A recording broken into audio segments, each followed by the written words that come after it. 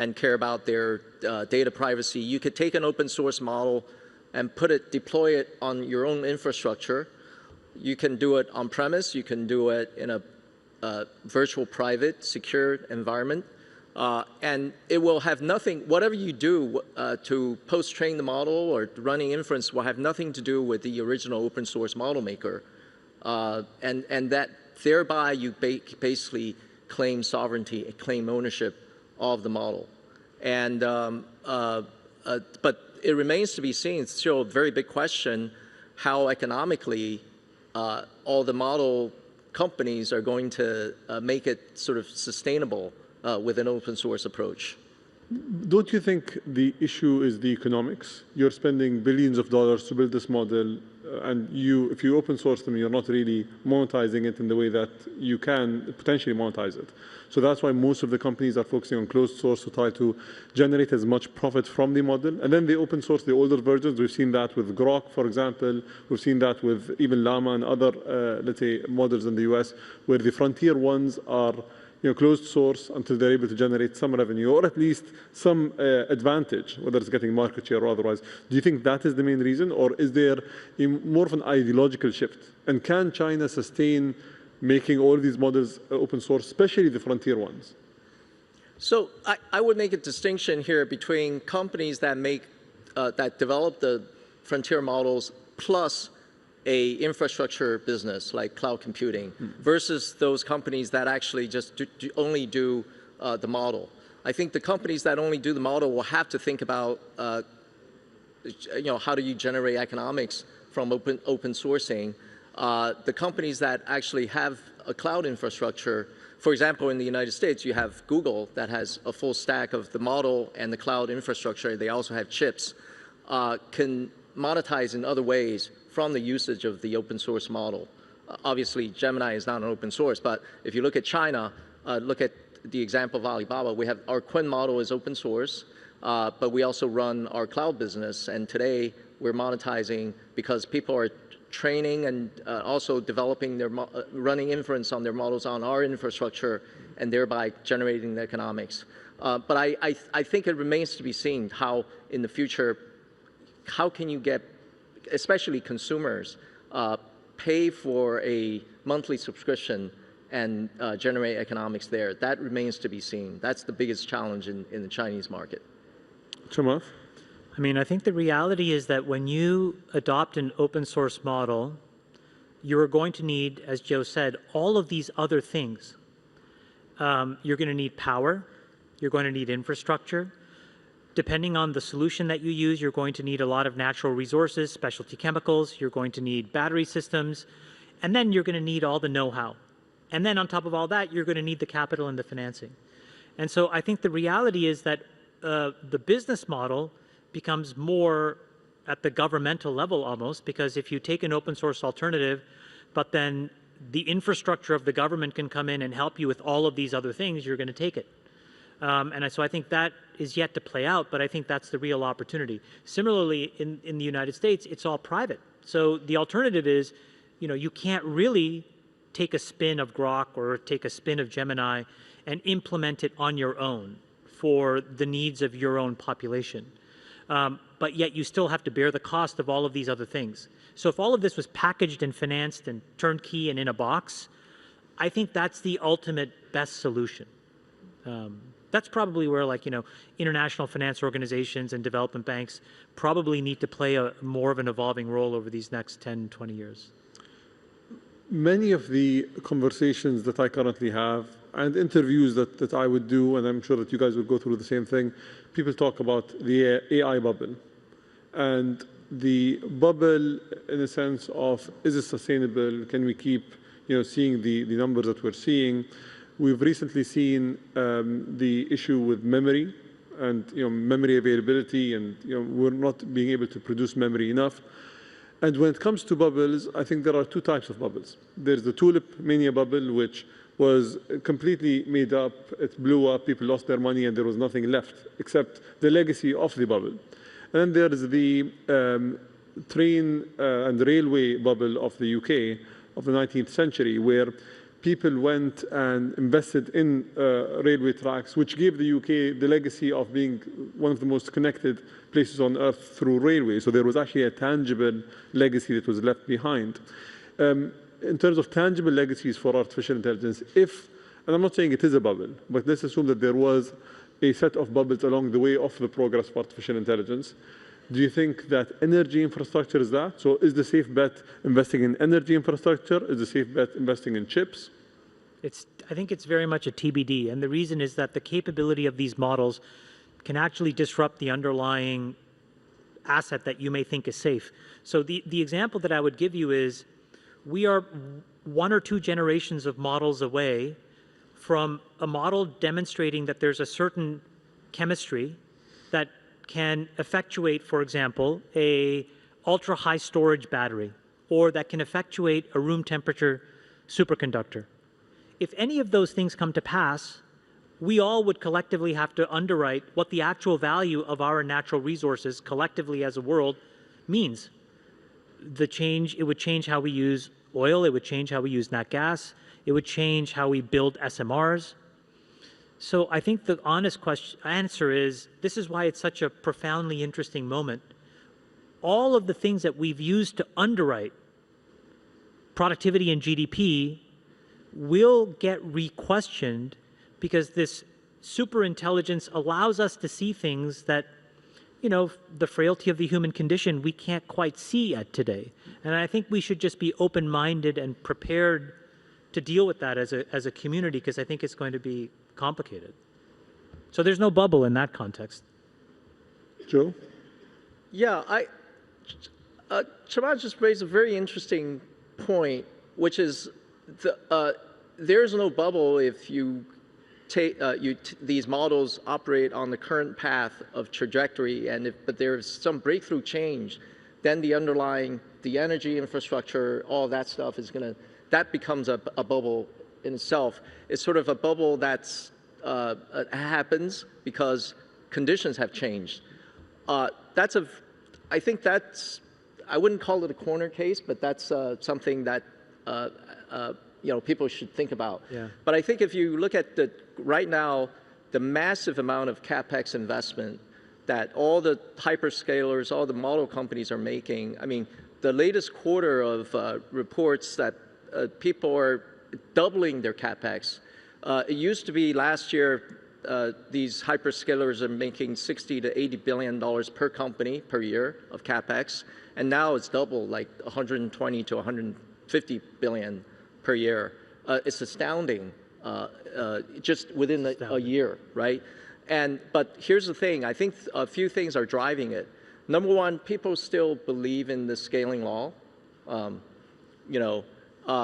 and now also the idea that inference time scaling is important because more compute resources will be allocated to inference, and inference is where everybody that uses AI will touch influence, as opposed to the few model companies that only do training, right? So a lot of CapEx that's going toward inference. And then finally, you have people making multimodal models that deal in generative rich media, videos, images, that will burn a lot of GPU resources.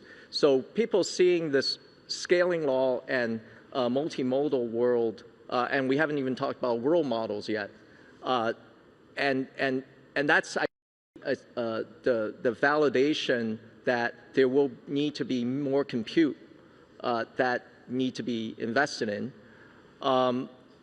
I don't think these trends are going to reverse or veer off.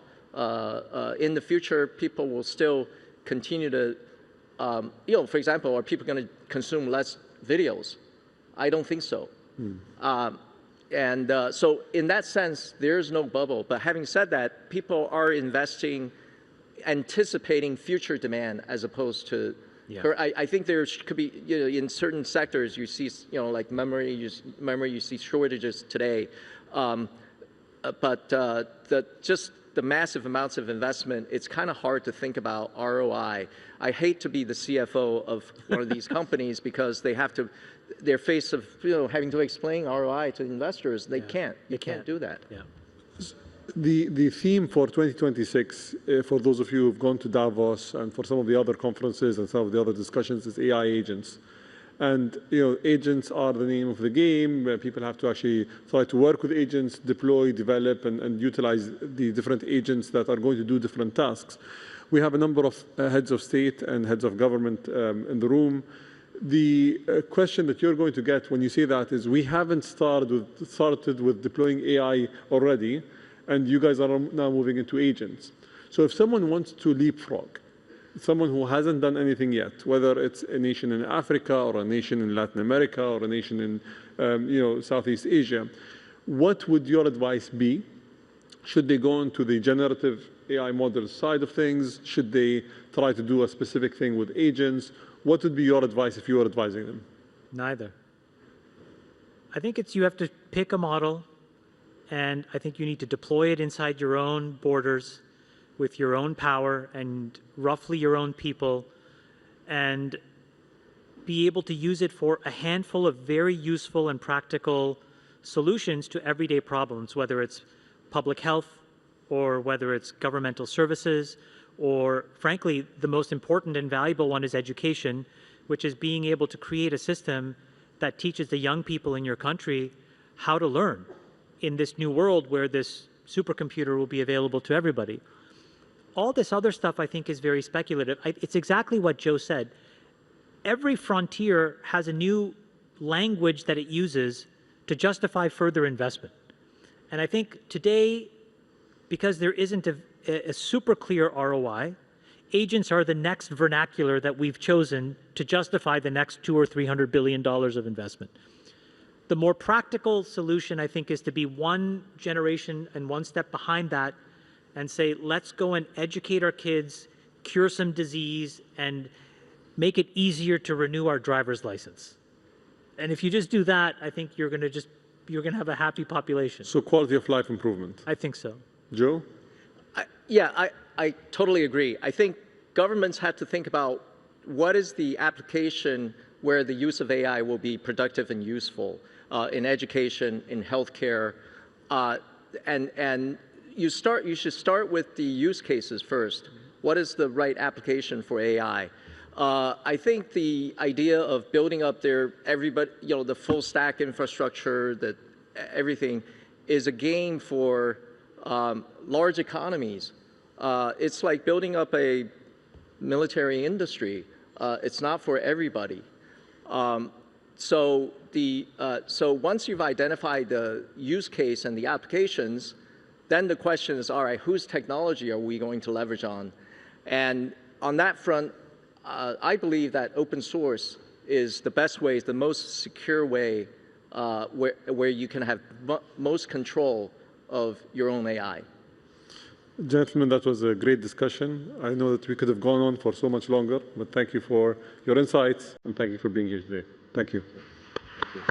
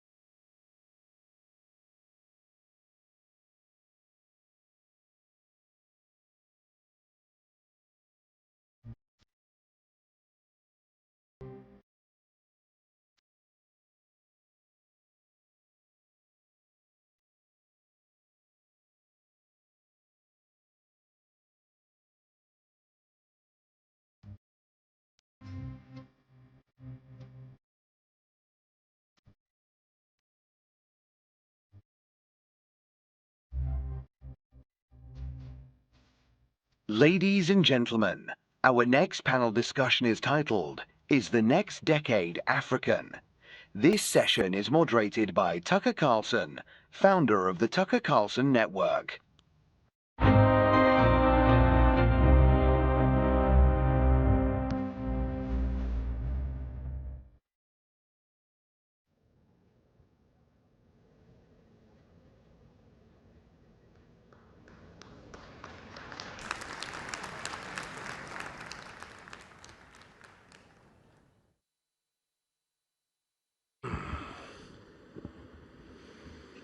Gentlemen, thank you for doing this.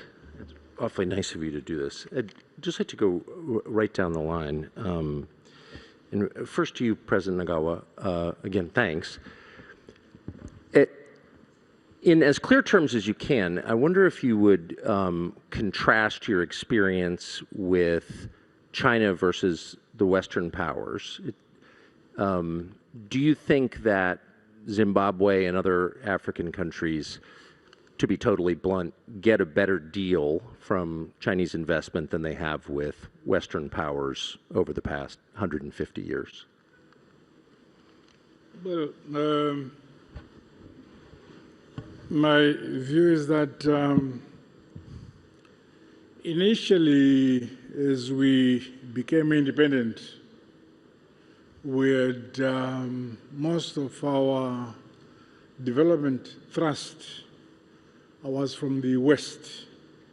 But as we evolved, we have also benefited from investment and cooperation from countries like China. But what are, I mean, the basic structure seems the same. Foreign powers extract mineral wealth from various African countries, but do you think that the arrangement that Zimbabwe and other countries currently have with China is better or worse for Zimbabwe than it was under, say, the Brits? I think the premises upon which you construct your question, I don't think is perfect. Not surprised. Yes, Zimbabwe is a sovereign state. Yes. You understand? And we move on the basis that give us the best results of our resources. Whether it is relation with the West or the East, what is primarily important is what we ourselves as Zimbabweans are satisfied with. We don't need to please the West or please the East. We please ourselves. Good.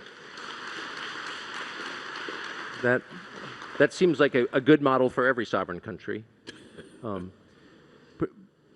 President Bio, thank you for this. Do you think that there is a substantial difference? I'm just trying to understand from a Western perspective how the East does business in Africa versus how the West does. And it may be too sensitive a topic really even to talk about out loud, but to the extent you have a view you can share, would you? I'm sure relations cannot be measured country by country. Yes. Relations depend on the historical background of countries between one country and another. Yes. That's the basis on which relations grow and are nurtured. For us in Zimbabwe, yes, we are a former British colony, but we are very happy with the relations that have now developed with, say, countries like China and so on. Yes. Despite being a former British colony. I think this maybe one of these topics is too difficult to talk about in public, so let me just ask you, President Bio, about one of the strengths of your country and the continent, which is its birth rate, which so far surpasses that of any other region in the world, and that seems like a strength. How has your country, Sierra Leone, but also many other countries in Africa, been able to maintain a birth rate at replacement when Europe, the US, Canada, lots of other parts of the world have not been able to? Thank you very much. I think we are hard workers, and we work both in the day and at night. And that is such great advice. It is essential to have young people and to keep the birth rate at the right level so that there is sustainability in development. What we do today, or as leaders, we provide the enabling environment, provide them with the tools, the young people to navigate the world, which is extremely tough, complicated, and evolving and changing all the time.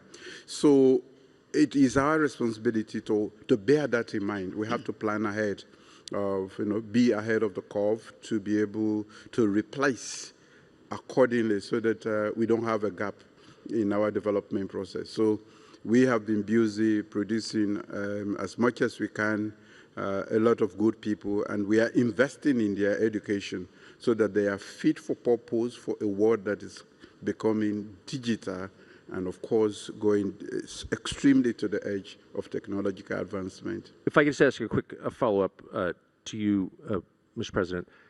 Do you keep track precisely of how many of your young, educated citizens leave and how many stay? Are you thinking hard about how to retain the smartest, most energetic people? Definitely. In fact, what my administration did was to make sure that we provide basic primary and secondary education free of charge to the citizens. Every child born in Sierra Leone can go to school and finish high school without paying a penny. We don't just provide tuition, we also make sure that we provide other essentials to make it possible so that nobody has excuse not to go to school, because in the 21st century, without education, definitely you can't make it.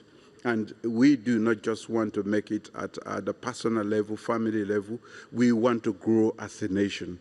We want to be useful citizens of West Africa, the community that I chair today, but we also want to be useful citizens, global useful citizens that can contribute to the world. So we are taking stock of that, and we are educating them, equipping them. In fact, I call education as an equipment, a navigation equipment in a world that is becoming very, very complicated and complex. Thank you. President Boko, as you look at young people in Botswana who are educated and energetic, what's your pitch to them? What's your argument to them to stay in Botswana, not go to South Africa, Europe, the United States? Young people are generally innovative. They are entrepreneurial. They now have become digital natives, and that presents immense opportunities to them. These opportunities mean they can pretty much operate wherever they are, and they must, as a matter of course, remain within Botswana so that they can then spread their reach and influence to every part from Botswana. And so the opportunities that there are in Botswana, the training, the education, the acquisition of skills, the support, the environment that nurtures them and feeds and fuels their verve and vitality is what Botswana offers and what will power Africa. Africa generally is a very young continent with a median age of 19.3. Botswana's median age is 25. And so with such a population, Africa is poised to rule the world. So what are your plans for the world once you rule it? To make it fairer, to make it more equitable, to ensure that intellectual property is internalized in every part of the African continent, that innovation serves humanity, not just a predatory elite, and that everybody can partake equitably and benefit from the fruits of the economy and the vast opportunities that are available in the world. Well, I look forward to being treated fairly under your rule. Thank you. President Mnangagwa, I wonder what lessons you've been in the government of Zimbabwe for decades in various roles, including through a very turbulent period where your predecessor famously kicked out the whites and then the economy tanked and now it's rising again. I wonder if you would summarize the lessons that your country has learned from that experience. I'm not so sure what you have in mind. But let me say, our economy has faced challenges. I'm sure you're aware. Yes. Zimbabwe has been under sanctions for decades as a result of us claiming our land from the British and making ourselves independent. We seized the land and gave it to our people. So sanctions were imposed on us. But in spite of all that constraint we have developed, and we are happy that we have developed on our own, and we feel very independent. Well, some of the land was seized from people who were born there. So I wonder if there's a lesson about targeting people on the basis of their skin color. Do you think? Can I hear you? Well, people had their land seized in Zimbabwe who were born in Zimbabwe, and they were targeted on the basis of their race. And I wonder if you think that's good or bad. No. Land did not belong to a race. It Right, belonged to that's right. Zimbabweans. So when the colonialists took land from us, time came when we asserted ourselves, take back our land. And those who wanted to have land at the same basis as the African people of Zimbabwe remained. But those who felt they were superior left. Okay.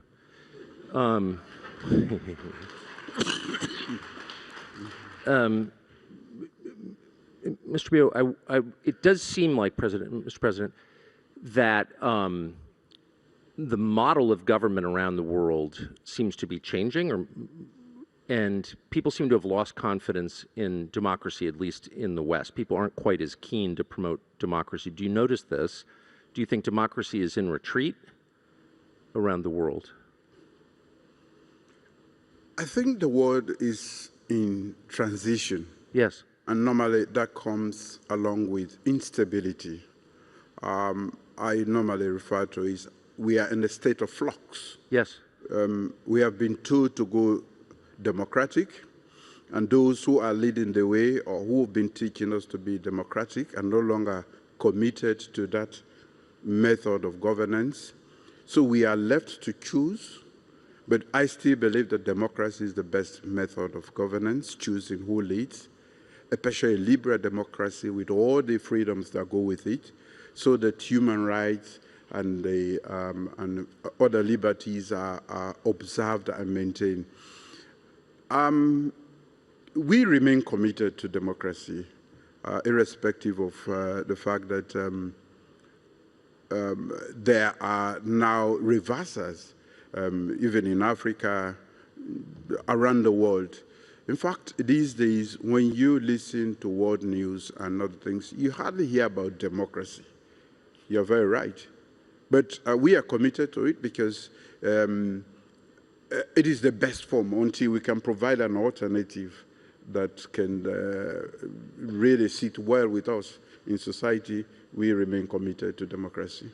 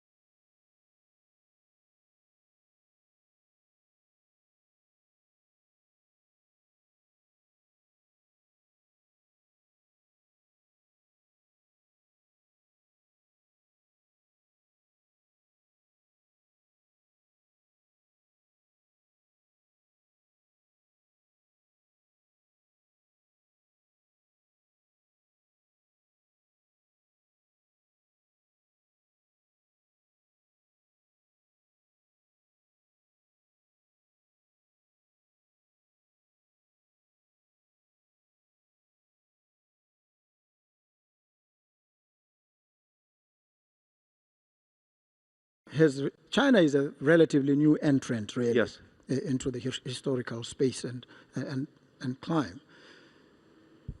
China only lifted itself out of abject poverty over the last 40 years. We've been free from colonialism now in Botswana for almost 60 years. We have had an affinity with the West because of the relationship, the special relationship that we've had with them.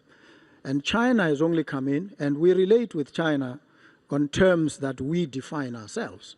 We look at what it is that China offers, what it is that we need, and we sit and good a deal as we are able to negotiate in a situation where all the parties come to the table and present their offerings. So I think the relations are shaped largely by what the interests of these African countries, ourselves included, are. Interesting. President Mnangagwa, what did you think of what happened in Venezuela last month? Venezuela is very far away from Zimbabwe. Yes, it is. yes, sir. But I wonder, I still wonder as a head of state, a longtime head of state, what you thought of that. I mean, you must pay attention to what happens to other heads of state. Yeah, but I don't know what we really read in Zimbabwe actually happens in Venezuela, but from what we read, we are interested to know why it is happening.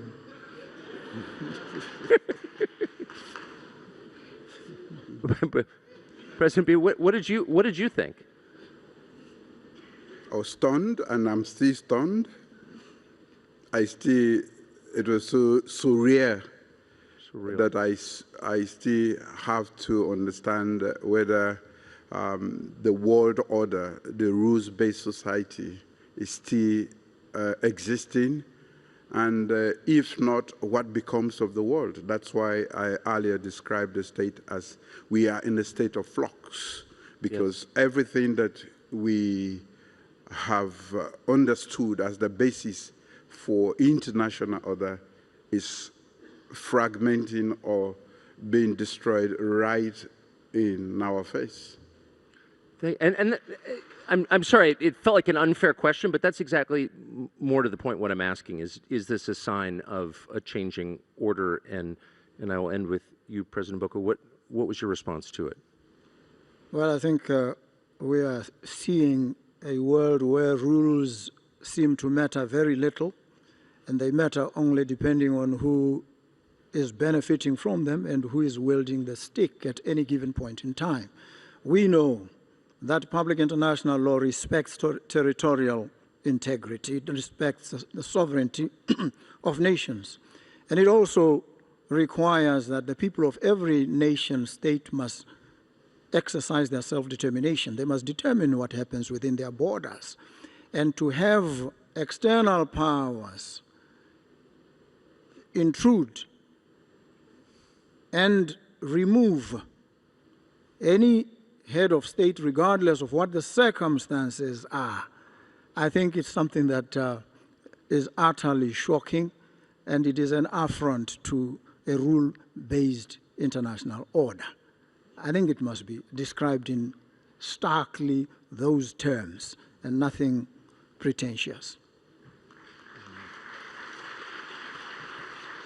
Gentlemen, thank you for doing this and for your patience with my questions, and I really appreciate it very much. Thanks. Thank you very much.